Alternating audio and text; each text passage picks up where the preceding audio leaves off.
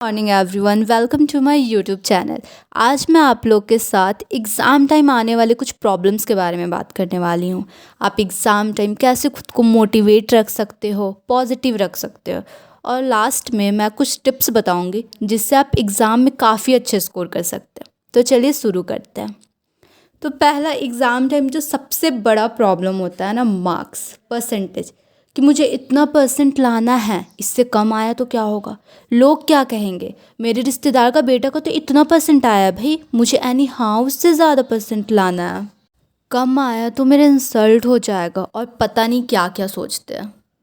हालांकि आज के दिनों में तो इंसान खुद के लिए कम दूसरों के लिए ज़्यादा करते हैं। मार्क्स अच्छे चाहिए क्योंकि मुझे उसे दिखाना है।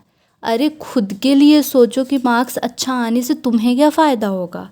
मेरा ये सब कहने का मतलब यही है कि तुम्हें खुद के लिए अच्छा मार्क्स लाना है, ना कि दूसरों के लिए। अच्छे मार्क्स आएंगे तो तुम्हें अच्छे कॉलेज में, अच्छे इंस्टीट्यूट में एडमिशन मिलेगा भाई। जॉब का प्रिपरेशन कर रहे हो तो तुम्हें जॉब मिलेगा।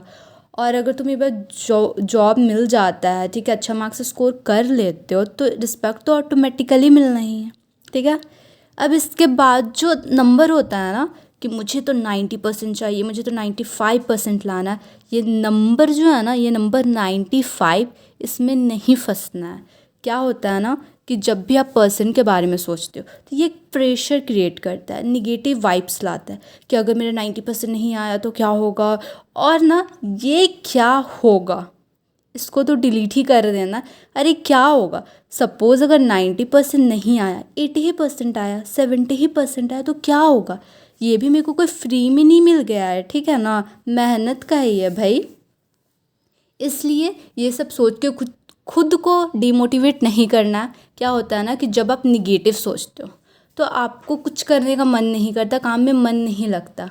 अब देखो यहाँ होता क्या है कि एक तरफ तो आप पढ़ रहे हो, ठीक है, और दूसरी तरफ माइंड में चल रहा है कि अरे इतना परसेंट नहीं आया तो क्या होगा, इतना परसेंट चाहिए, ठीक है।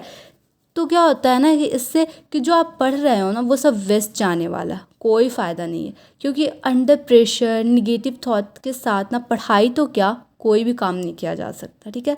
तो आपको करना क्या है कि इस नंबर को तो सोचना ही नहीं है, ठीक है। इस नंबर को सोचे बिना आपको ये सोचना और ये करना है ना कि मेरा जो सिलेबस है, ठीक है, सिलेबस हर सब्जेक्ट जो है मेरा, ठीक है, उसका हर एक क्वेश्चन का आंसर आना चाहिए। मुझे ऐसा प्रिपरेशन करना है कि मुझे एग्ज़ाम से 1 मंथ पहले तक हर क्वेश्चन का सॉल्यूशन चाहिए। इससे क्या होगा ना कि आपको पढ़ाई में इंटरेस्ट आएगा, मन लगेगा। और एक बात सोचो, अगर आपको हर क्वेश्चन का सॉल्यूशन आता है तो आपका मार्क्स तो ऑटोमेटिकली अच्छा आना ही है। हो सकता है कि आपके टारगेट से भी ज़्यादा आ जाए, ठीक है। तो अब अगर टिप्स का बात किया जाए तो पहला तो ये है कि आपको डेली पढ़ना है, स्किप नहीं करना है, ठीक है। दूसरा ये है कि सारे सब्जेक्ट्स डेली पढ़ना है, एक सब्जेक्ट के पीछे नहीं पड़ जाना है कि ये कंप्लीट होगा तब दूसरा पढ़ेंगे, ये कब तक कंप्लीट होगा पता नहीं, इसके चक्कर में बाकी सब भी गया। और अगर आप 10th 12th या फिर ग्रेजुएशन में भी हो तो आपको 5 से 6 घंटा तो मिनिमम पढ़ना ही चाहिए पर डे। अब तीसरा क्या है ना कि क्या होता है कि किसी के लिए कोई सब्जेक्ट हार्ड होता है तो किसी के लिए कोई सब्जेक्ट इजी होता है, ठीक है।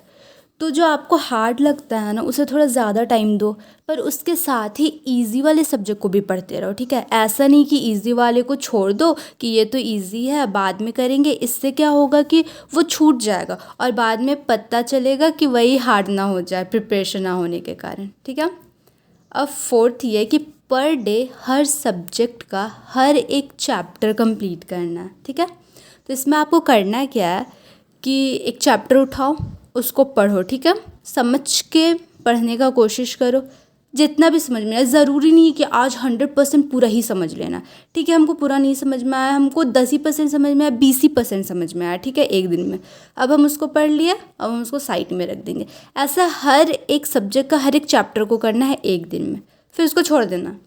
फिर फिफ्थ में क्या करना, फिफ्थ पॉइंट में कि फिर क्या है कि आपको ना हर एक हफ्ता खुद का टेस्ट लेना और यूँ कहे कि जो भी आप उस वीक में पढ़े हो उसका एग्ज़ाम देना है, ठीक है।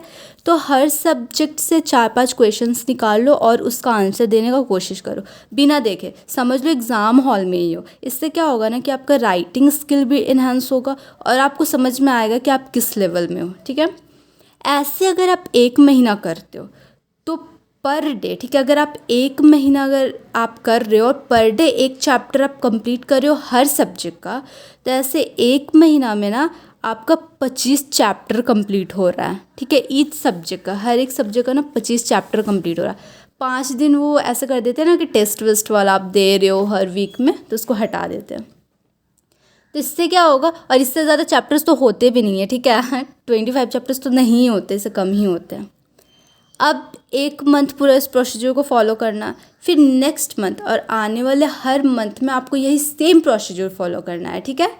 कि क्या बोलते हैं, सारे सब्जेक्ट्स लेना है, उसका हर एक चैप्टर को पढ़ना है पर डे, ठीक है। 1-1 चैप्टर कंप्लीट करना है, फिर हर एक हफ्ता आपको उसका टेस्ट देना, उसके बाद 1 महीना पूरा उसी तरह फॉलो करना है। तो इससे क्या होगा ना कि जब आप फर्स्ट मंथ में जब आप उस चैप्टर को पढ़े थे, ठीक है, तो आपको उस चैप्टर से ना आपको 10 ही % समझ में आया था। अब नेक्स्ट टाइम सेकंड मंथ में जब आप उस चैप्टर को पढ़ोगे तो उससे कुछ ज़्यादा समझ में आएगा, हो सकता है आपको 20-25% समझ में आ जाए, ठीक है।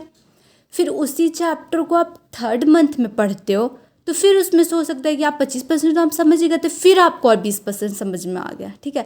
तो ऐसे करते करते ना, ठीक है, 6-7 महीना में आपका वो जो चैप्टर रहेगा हर एक सब्जेक्ट का ना वो कंप्लीट हो जाने वाला है, ठीक है। पूरा अच्छे से समझ में आ जाएगा। तो ऐसे करते करते खल्लास काम तमाम। एग्जामिनर भी एकदम सरप्राइज हो जाएगा यार कि क्या लिखा है, मतलब मज़ा आ गया, ठीक है। उसके बाद रिवीजन ही रिवीजन करना है और उसके बाद कौन रोक सकता है अच्छे मार्क्स लाने से आपको, हाँ, कोई भी नहीं रोक सकता, ठीक है। डेफिनेटली अच्छा मार्क्स आएगा। और राइटिंग स्टाइल पे थोड़ा सा फोकस करना है कि मतलब राइटिंग अच्छा होना चाहिए, ज़्यादा मतलब गंदा नहीं होना चाहिए। और पैराग्राफ राइटिंग अवॉइड ही करो क्योंकि पॉइंट वाइज लिखो, सब पॉइंट बनाओ, उसमें ज़्यादा अच्छा लगता है, मार्क्स पे आने का चांसेस रहता है, ठीक है। और लास्ट में यही बात आता है कि सुनने से कुछ नहीं होगा, करने से होगा। इसीलिए work hard and achieve your goal. That's it for today. Thank you for watching.